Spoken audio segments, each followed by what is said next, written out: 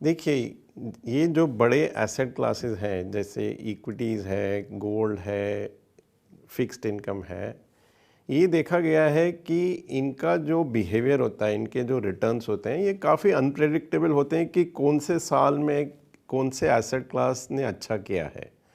तो हमारा जो मल्टी एसेट फंड है, उसका फ़िलॉसफ़ी ये है कि आप एक फंड में ये सब एसेट क्लासेस रखिए डिसिप्लिन मैनर में। तो इसका मतलब ये है कि आप अगर परफॉर्मेंस चेज़ करेंगे कि आप जो एसेट क्लास एक साल में अच्छा किया है उसमें ही डालेंगे नेक्स्ट ईयर, तो देखा गया है कि वो रिटर्न कम होता है वर्सेस कि आप डिसिप्लिन तरीके से मल्टीपल एसेट क्लासेस में एक प्रोपोर्शन बना लीजिए और वो प्रोपोर्शन फॉलो करें।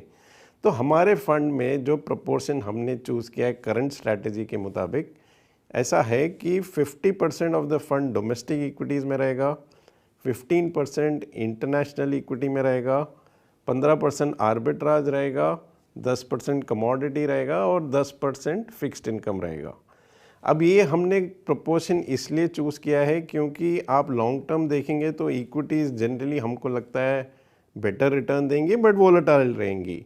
तो जो लॉन्ग टर्म बेटर रिटर्न है उसका प्रोपोर्शन हाई है, बट जैसे एसेट क्लासेस हैं आर्बिट्राज, कमोडिटीज़, फिक्स्ड इनकम, ये आपका वोलेटिलिटी कम रखेंगी। तो ये हमारा जो मल्टी एसेट फंड है एक टैक्स एफिशिएंट वे में, क्योंकि ये इक्विटी टैक्सेशन फॉलो करेगा तो जो टैक्स बेनिफिट है वो काफ़ी बड़ा एडवांटेज है। तो आप एक टैक्स एफिशिएंट वे में आप मल्टीपल एसेट क्लासेस ओन कर सकते हैं। म्यूचुअल फंड निवेश बाजार के जोखिमों के अधीन है। योजना से जुड़े सभी दस्तावेजों को ध्यान से पढ़ें।